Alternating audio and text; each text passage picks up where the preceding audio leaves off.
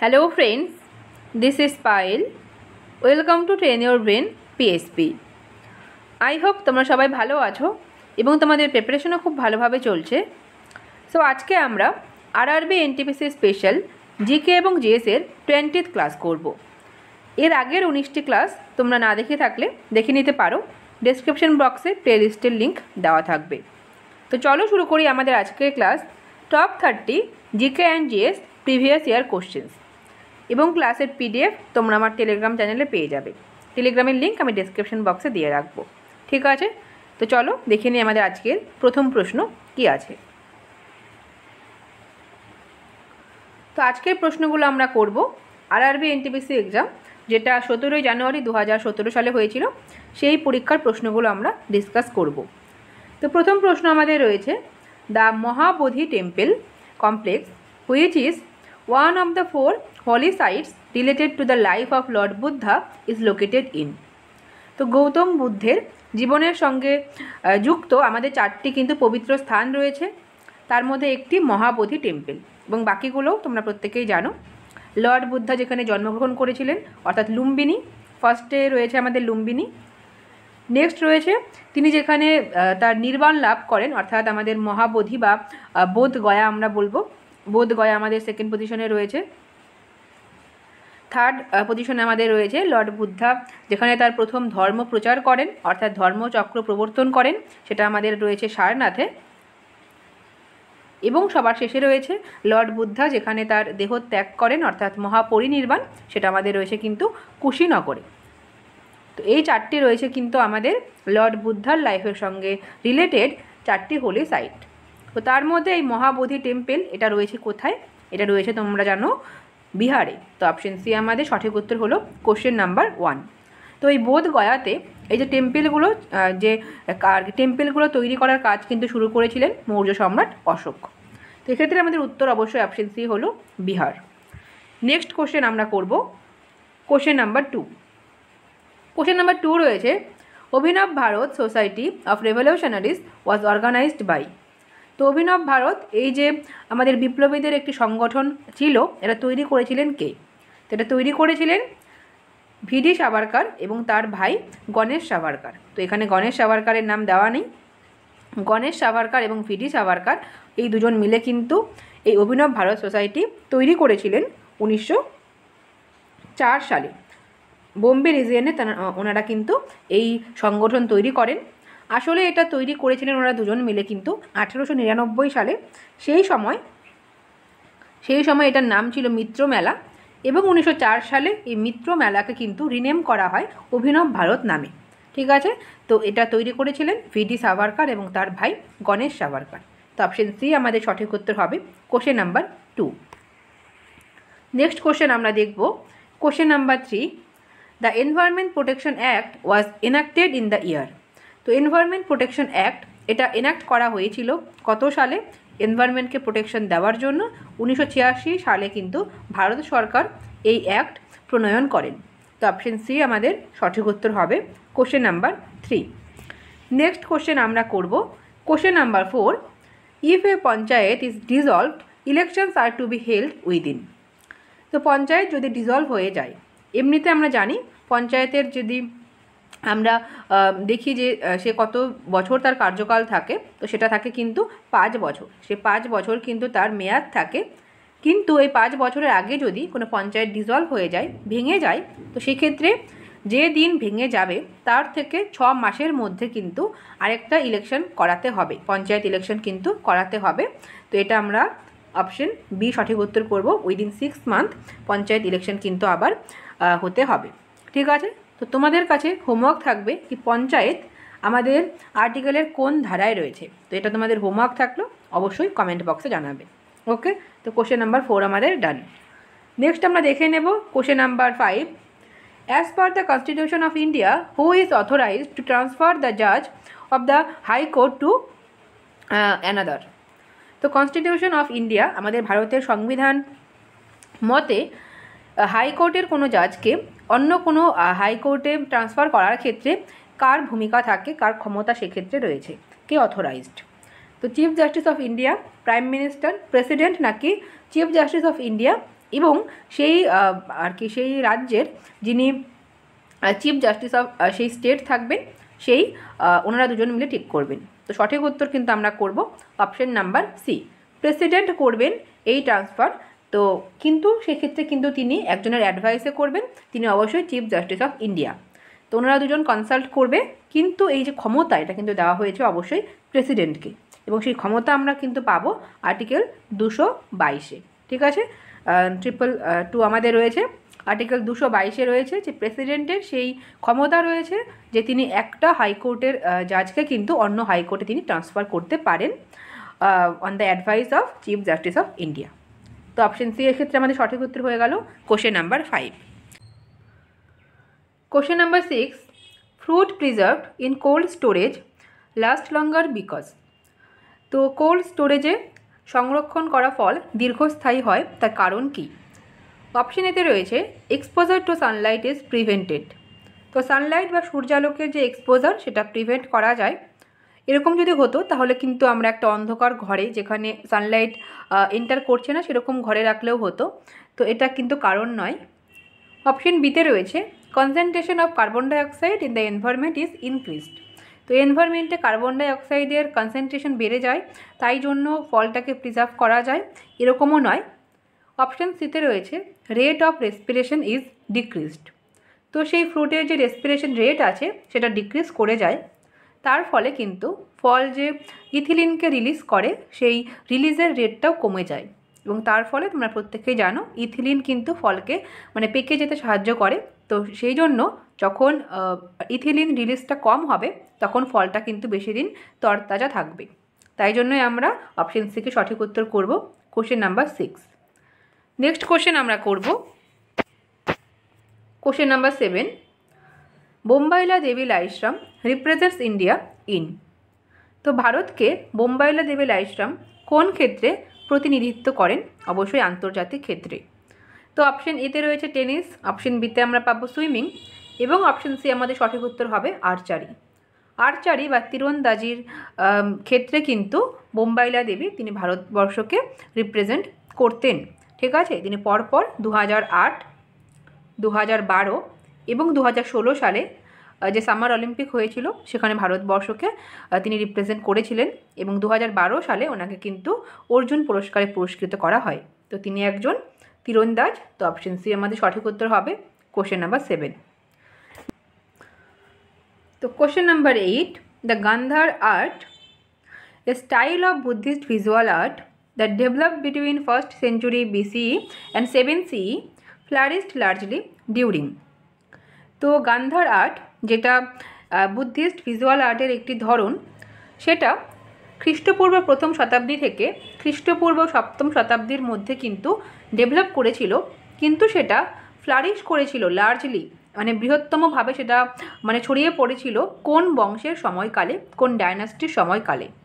তো সঠিক উত্তর আমরা করব কুষাণ ডায়নাস্টি, কুষাণ বংশের সময়কালে কিন্তু এটা এখন বর্তমানে পাকিস্তান এবং আফগানিস্তান এবং সেই সময়কার ভারতীয় উপমহাদেশের পশ্চিম দিকে কিন্তু এটা ফ্লারিশ করেছিল। তো অপশন সি আমাদের সঠিক উত্তর হবে কোশ্চেন নাম্বার 8। নেক্সট আমরা দেখব question number 9, how many Indian states and UTs share the Indian coastline. তো ভারতবর্ষের কয়টি রাজ্য এবং ইউটি ভারতের উপকূল রেখাকে শেয়ার করেছে? তো সঠিক উত্তর আমরা করব অপশন নাম্বার ডি, 9টি স্টেট এবং 4টি ইউটি যে উপকূল রেখা রয়েছে সেটাকে কিন্তু শেয়ার করেছে। তো আর কি 9টি রাজ্যের নাম তোমাকে মনে রাখতে হবে এবং 4টি ইউটিও তোমাকে অবশ্যই মনে রাখতে হবে। তো আমরা যদি একটু ডেকান যে রিজিয়ন আছে সেটা ছবিটা একটু দেখে নিই। তো প্রথমে আমাদের গুজরাট রয়েছে, গুজরাট শেয়ার করেছে কোস্ট লাইন। নেক্সট আমরা মহারাষ্ট্র পাবো, আমাদের গোয়া রয়েছে, কর্ণাটক রয়েছে এবং কেরালা রয়েছে। এই দিকে আমরা চলে আসব তামিলনাড়ু, অন্ধ্রপ্রদেশ, তারপর আমরা পাবো ওড়িশা এবং সবার শেষে আমাদের ওয়েস্ট বেঙ্গল। এই 9টি রাজ্য কিন্তু যে কোস্ট লাইন রয়েছে সেটাকে শেয়ার করেছে, এবং তার সঙ্গে সঙ্গে ইউটির মধ্যে আমরা তো আমাদের আন্দামান নিকোবর তো রয়েইছে, নেক্সট আমাদের লাক্ষাদ্বীপ রয়েছে, তারপর আমরা পাবো পুদুচেরি এবং সবার শেষে আমাদের দামান অ্যান্ড দিউ যেটা রয়েছে সেটাও কিন্তু শেয়ার করেছে। তো 4টি ইউটি আমরা করলাম এবং 9টি রাজ্য আমরা করব। তো অপশন ডি আমাদের সঠিক উত্তর হবে কোশ্চেন নাম্বার 9। নেক্সট কোশ্চেন আমরা করব question number 10। The first country to become carbon negative is. Carbon negative হওয়া প্রথম দেশ পৃথিবীর মধ্যে কোনটি রয়েছে? অপশন এতে রয়েছে বাংলাদেশ, অপশন বিতে রয়েছে ভুটান, এবং ভুটান আমাদের সঠিক উত্তর হবে। অর্থাৎ ভুটানে যত পরিমাণ কার্বন ডাইঅক্সাইড এমিট করে, যতটা কার্বন ডাইঅক্সাইড সেখানে এমিট হয় তার থেকে বেশি কিন্তু অ্যাবজর্ব হয়, তাই জন্য এখানে বলা হয়েছে কিন্তু নেগেটিভ। যতটা এমিট করছে, যতটা কার্বন ডাইঅক্সাইড নির্গত হচ্ছে তার থেকে বেশি অ্যাবজর্ব হচ্ছে, এবং সেই অ্যাবজর্ব কিন্তু অবশ্যই করছে গাছ, তার মানে ফরেস্ট অনেক বেশি আছে ভুটানে। তো সেই জন্য ভুটান কিন্তু পৃথিবীর মধ্যে প্রথম দেশ যেটা কার্বন নেগেটিভে পরিণত হয়েছে। তো অপশন বি আমাদের সঠিক উত্তর হবে কোশ্চেন নাম্বার 10। তো ভারতবর্ষে কিন্তু কার্বন নেগেটিভের কথা এখনও চিন্তা করাই হচ্ছে না। ভারতবর্ষের গোল আছে 2070 সালের মধ্যে ভারতবর্ষে কার্বন নিউট্রাল হবে, অর্থাৎ যতটা এমিট করবে ততটাই অ্যাবজর্ব করবে। এই গোল নিয়ে কিন্তু ভারতবর্ষ চলছে, এবং 2070-এর মধ্যে ভারতের ইচ্ছা আছে কি ভারত কার্বন নিউট্রালে পরিণত হবে। নেগেটিভের কথা কিন্তু আরও পরে। তো কোশ্চেন নাম্বার 10-এর উত্তর আমরা করে নিলাম অপশন বি ভুটান। নেক্সট আমরা করব question number 11। Lohri, Baisakhi, Pongal are the names of. তো এই যে লোহরি, বৈশাখী, পোঙ্গাল এগুলো কিসের নাম? তো এগুলো কিন্তু হারভেস্ট ফেস্টিভ্যালের নাম। তো অপশন বি আমাদের সঠিক উত্তর হবে। এরা প্রত্যেকেই কিন্তু ফসল কাটার পরে যে ফেস্টিভ্যাল হয় তার সঙ্গে যুক্ত। এই যে লোহারি আমরা কিন্তু সেলিব্রেট হতে দেখব নর্থ ইন্ডিয়াতে, এটা 14th জানুয়ারি কিন্তু সেলিব্রেট করা হয়। বৈশাখী আমরা পাঞ্জাবে সেলিব্রেট হতে দেখব, এবং পাঞ্জাবে এটা কিন্তু সেলিব্রেট করা হয় 13th এবং 14th এপ্রিল। এবং আমাদের যে পোঙ্গাল রয়েছে প্রত্যেকেই জানো, পোঙ্গাল কিন্তু তামিলনাড়ুতে মেনলি সেলিব্রেট করা হয়, এবং এটাও কিন্তু 14th জানুয়ারি কিন্তু সেলিব্রেট করা হয়। তো পোঙ্গাল নিয়ে প্রচুর প্রশ্ন আমরা দেখি, এটা প্রত্যেকেই হারভেস্ট ফেস্টিভ্যাল। তো অপশন বি আমাদের সঠিক উত্তর হয়ে গেল কোশ্চেন নাম্বার 11। নেক্সট আমরা দেখে নেব question number 12। Which of the following is not a monosaccharide sugar. তো নিচের কোনটি মোনোস্যাকারাইড নয়? মোনোস্যাকারাইড মানে আমরা যদি দেখি কি আমাদের যে কার্বোহাইড্রেট রয়েছে তার একদম সিম্পলেস্ট ফর্ম, যাকে আর কিন্তু মানে যেটাকে আর ভাঙা যাবে না, তো সেরকমকে আমরা বলবো মোনোস্যাকারাইড। ঠিক আছে, মোনো মানে সিঙ্গেল, তোমরা জানোই। তো নিচের কোনটি মোনোস্যাকারাইডের মধ্যে পড়বে না? গ্যালাক্টোজ, ফ্রুক্টোজ এবং গ্লুকোজ এরা প্রত্যেকেই কিন্তু মোনোস্যাকারাইড। তো যেটি নয় সেটা হচ্ছে সুক্রোজ একটা ডাইস্যাকারাইড। তো ফ্রুক্টোজ এবং গ্লুকোজ এই দুটো মোনোস্যাকারাইড মিলে আমরা পাবো সুক্রোজ, যেটা একটা হয়ে যাবে আমাদের ডাইস্যাকারাইড। তো অপশন বি আমাদের সঠিক উত্তর হয়ে যাবে কোশ্চেন নাম্বার 12। নেক্সট আমরা দেখে নেব question number 13। In 2004 NASA launched the messenger spacecraft to study which planet। তো 2004 সালে নাসা মেসেঞ্জার নামে একটা স্পেস ক্রাফটকে লঞ্চ করেছিল, সেটা কোন প্ল্যানেটকে, কোন গ্রহকে স্টাডি করার জন্য? মার্স, ভেনাস, মার্কারি নাকি জুপিটার? তো সঠিক উত্তর আমরা করব মার্কারি বা বুধ। তো বুধকে আর কি স্টাডি করার জন্য নাসা থেকে কিন্তু মেসেঞ্জার নামের এই স্পেস ক্রাফটটি 2004 সালে লঞ্চ করা হয়েছিল। তো অপশন সি আমাদের সঠিক উত্তর হয়ে যাবে কোশ্চেন নাম্বার 13। তো question 14। The mascot of Indian railways is. তো ইন্ডিয়ান রেলওয়ের একটা ম্যাসকট রয়েছে, সেই ম্যাসকট আমরা বলবো ভোলু দ্য এলিফ্যান্ট। তো একটা হাতি যার নাম ভোলু, তো সেটা কিন্তু আমাদের ভারতবর্ষের রেলওয়ের ম্যাসকট হিসেবে রয়েছে। তো অপশন বি আমাদের সঠিক উত্তর হয়ে গেল question number 14। Question number 15। Optical fibre works on the principal of. তো অপটিক্যাল ফাইবার কোন নীতির ওপর কাজ করে? তোমরা প্রত্যেকেই জানো, টোটাল ইন্টারনাল রিফ্লেকশন। ঠিক আছে, আলোর অভ্যন্তরীণ যে পূর্ণ প্রতিফলন রয়েছে সেই নীতির ওপর কাজ করে কিন্তু অপটিক্যাল ফাইবার। তো অপশন নাম্বার সি আমাদের সঠিক উত্তর হবে কোশ্চেন নাম্বার 15। নেক্সট আমরা করব question number 16। Which of the following railways is enlisted in UNESCO world heritage site. তো নিচের কোন রেলওয়েটাকে ইউনেস্কোর ওয়ার্ল্ড হেরিটেজ সাইটের মধ্যে এনলিস্ট করা রয়েছে? অপশনেতে রয়েছে কলকা সিমলা রেলওয়ে লাইন, যেটা অবশ্যই এনলিস্টেড রয়েছে। অপশন বিতে রয়েছে নীলগিরি মাউন্টেন রেলওয়ে। তো নীলগিরি মাউন্টেন রেলওয়ে এটাও কিন্তু আমাদের ইউনেস্কো ওয়ার্ল্ড হেরিটেজ সাইটের মধ্যে পড়বে। এবং অপশন সিতে রয়েছে কিন্তু দার্জিলিং হিমালয়ান রেলওয়ে। তো দার্জিলিং হিমালয়ান রেলওয়েও আমাদের একটি ইউনেস্কো হেরিটেজ সাইট। তাই জন্য সঠিক উত্তর আমরা করব option number D, all of the above are enlisted in the UNESCO world heritage site. তো অপশন ডি আমাদের সঠিক উত্তর হয়ে গেল। Question number 16। তো তোমাদের হোমওয়ার্ক থাকবে দার্জিলিং হিমালয়ান রেলওয়ে কত সালে ইউনেস্কোর ওয়ার্ল্ড হেরিটেজ সাইট হয়, ইয়ারটা তোমরা আমাকে কিন্তু কমেন্টে জানাবে, হোমওয়ার্ক থাকলো। ওকে, তো 16 ডান। নেক্সট আমরা দেখে নেব question number 17। The Indian railway board act was passed in the year. তো ভারতবর্ষের রেলওয়ে বোর্ড অ্যাক্ট পাস করা হয়েছিল 1905 সালে লর্ড কার্জনের সময়। তো অপশন বি আমাদের সঠিক উত্তর হবে question number 17। Question 18, Saint Peter's Square is located in. তো সেন্ট পিটার স্কোয়ার এটা রয়েছে কিন্তু ভ্যাটিকান সিটিতে। তো অপশন নাম্বার সি আমাদের সঠিক উত্তর হবে ভ্যাটিকান সিটি, এবং এটাই কিন্তু smallest country in the world আমাদের রয়েছে। ঠিক আছে, তো অপশন সি আমাদের সঠিক উত্তর হয়ে গেল 18। Question number 19, Akbar seat of government was. তো আকবরের যে শাসন কার্যের মেন সিট কোথায় ছিল? লাহোর, দিল্লিতে ছিল না, এটা ছিল আগ্রাতে। তো অপশন সি আমাদের সঠিক উত্তর হবে আগ্রা। তো আগ্রাতেই কিন্তু তিনি একদম শেষ পর্যন্ত 1605 আর কি তিনি যতদিন বেঁচে ছিলেন ততদিন কিন্তু তিনি আগ্রাতেই তার শাসন কার্য পরিচালনা করতেন এবং সেটাই তার সিট ছিল। তো অপশন সি আমাদের সঠিক উত্তর হবে কোশ্চেন নাম্বার 19। নেক্সট আমরা দেখব question number 20। The election commission রিকগনাইজেস a political party as a national party. তো ভারতবর্ষের যে ইলেকশন কমিশন রয়েছে সেটা কোনো একটা পলিটিক্যাল বা রাজনৈতিক যে দল রয়েছে তাকে ন্যাশনাল পার্টি হিসেবে রিকগনাইজ করবে কখন? তো আমরা দেখিনি, দুটো স্টেটমেন্ট আমাদের দেওয়া আছে। নাম্বার 1 আমাদের রয়েছে, it secures at least 6% of the total valid votes polled in 4 or more states in a general election to the Lok Sabha or the বিধানসভা। তো লোকসভা বা বিধানসভার যে জেনারেল ইলেকশন রয়েছে সেখানে যদি 4টি বা তার বেশি রাজ্যে 6% ভোট পায় সেই দলটি, তাহলে তাকে আমরা কিন্তু ন্যাশনাল পার্টি হিসেবে রিকগনাইজ করতে দেখব ইলেকশন কমিশনের তরফ থেকে। তো স্টেটমেন্ট 1 একটা কিন্তু সঠিক স্টেটমেন্ট আমাদের দেওয়া রয়েছে। স্টেটমেন্ট 2তে বলেছে, if it wins at least 4 seats in a general election to the Lok Sabha from any state or states. তো যদি কোনো একটা মানে দল থেকে আর কি কোনো একটা দল যদি কোনো একটা রাজ্যে অ্যাটলিস্ট 4টা সিট যদি সে সিকিওর করতে পারে সেই জেনারেল ইলেকশনে, তাহলেও কিন্তু তাকে আমরা ন্যাশনাল পার্টি হিসেবে রিকগনাইজ হতে দেখব। তার মানে দুটো স্টেটমেন্টই আমাদের কিন্তু কারেক্ট দেওয়া আছে।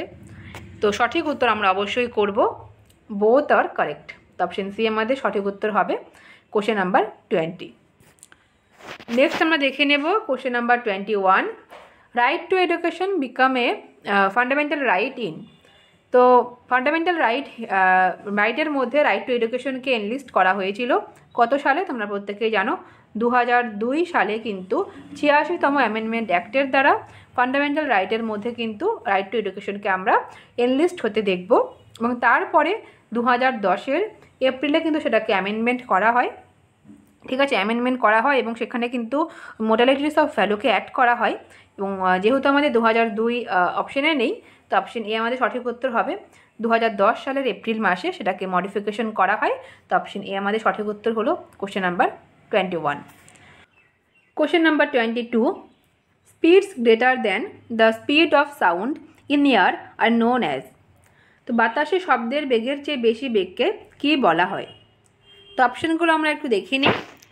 অপশন এতে রয়েছে আলট্রাসনিক। আলট্রাসনিক আমরা সেই সাউন্ডকে বলবো যে সাউন্ডটা আমাদের অডিবল রেঞ্জের থেকে বেশি। তো মানুষের অডিবল রেঞ্জ তোমরা প্রত্যেকেই জানো 20 থেকে 20,000 হার্জ। তো তার বেশি কোনো সাউন্ডকে আমরা বলবো কিন্তু আলট্রাসনিক। অপশন বিতে রয়েছে সাবসনিক।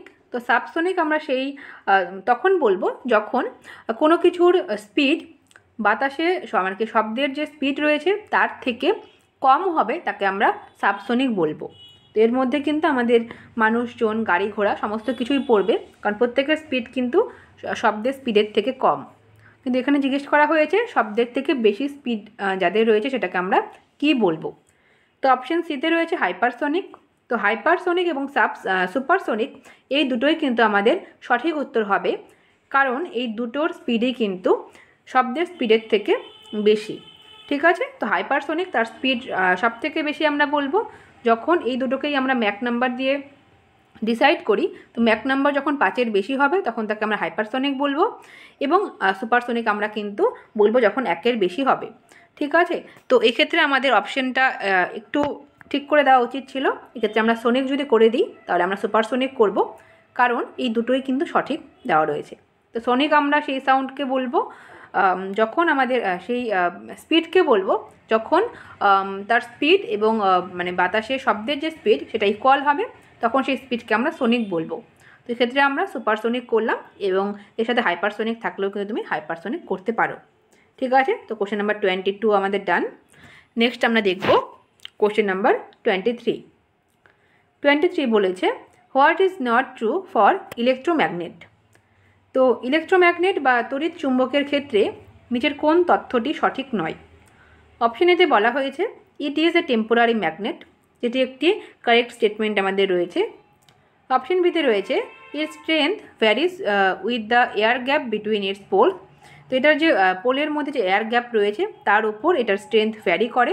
তো এটাও আমাদের একটি কারেক্ট স্টেটমেন্ট দেওয়া রয়েছে। অপশন সিতে দেওয়া রয়েছে polarity can not be change. পোলারিটিকে চেঞ্জ করা যায় না, এটা কিন্তু একটা কারেক্ট স্টেটমেন্ট নয়। পোলারিটি চেঞ্জ করা যাবে। তো অপশন নাম্বার সি আমাদের সঠিক উত্তর হবে কোশ্চেন নাম্বার 23। নেক্সট আমরা দেখব question number 24। Archery is adopted as the national sports of Bhutan in the year. তো তীরন্দাজিকে ভুটানের জাতীয় খেলা হিসেবে গ্রহণ করা হয়েছে, সেটা কত সালে গ্রহণ করা হয়েছে? তো 1971 আমাদের সঠিক উত্তর হবে। 1971 সালে তীরন্দাজিকে কিন্তু ভুটানের জাতীয় খেলা হিসেবে গ্রহণ করা হয়েছে। তো অপশন নাম্বার বি আমাদের সঠিক উত্তর হলো question number 24। Question 25, Ben Kingsley is associated with which field. তো বেন কিংসলে তিনি কোন ক্ষেত্রের সঙ্গে যুক্ত ছিলেন? অপশন এতে রয়েছে স্পেস ট্রাভেল, অপশন বিতে আমরা পাবো পপ মিউজিক, এবং অপশন সি আমাদের সঠিক উত্তর হবে মোশন পিকচার্সের সঙ্গে কিন্তু আমরা বেন কিংসলের নাম আমরা পাবো। এবং তার অভিনীত সিনেমা গান্ধী তোমরা নিশ্চয়ই অনেকে দেখেছো, এবং সেখানে তিনি মহাত্মা গান্ধীর রোল প্লে করেছেন, এবং তার জন্য কিন্তু তিনি অস্কার অ্যাওয়ার্ড বা একাডেমি অ্যাওয়ার্ড যেটা রয়েছে সেটাও কিন্তু তিনি পান। তো অপশন নাম্বার সি আমাদের সঠিক উত্তর হয়ে গেল 25। Question 26, NASA's Juno unmanned spacecraft successfully executed first stage of its mission by orbiting. তো নাসার জুনো নামের যে আনম্যান্ড বা মনুষ্যবিহীন মহাকাশযান রয়েছে সেটা কোন গ্রহের কক্ষপথে তার মিশনের প্রথম পর্যায়কে সাকসেসফুলি সম্পন্ন করেছে বা সেটাকে কমপ্লিট করেছে? তো সঠিক উত্তর আমরা করব জুপিটারের কক্ষপথে জুনো নামের যে আনম্যান্ড স্পেসক্রাফট রয়েছে নাসা লঞ্চ করেছিল যেটা 2011 সালে। তো সেটা কিন্তু ফার্স্ট স্টেজ যেটা ছিল তার মিশনের সেটাকে কিন্তু কমপ্লিট করেছে, এবং সেটা কিন্তু এখনও ঘুরছে জুপিটারের চারদিকে, এবং সেটা 2025 সাল মানে এই বছর পর্যন্ত কিন্তু সেটা প্রদক্ষিণ করবে। তো 26-এর উত্তর আমরা করলাম অপশন নাম্বার সি। নেক্সট আমরা দেখে নেব question number 27, who is the propounder of the Nyaya philosophy.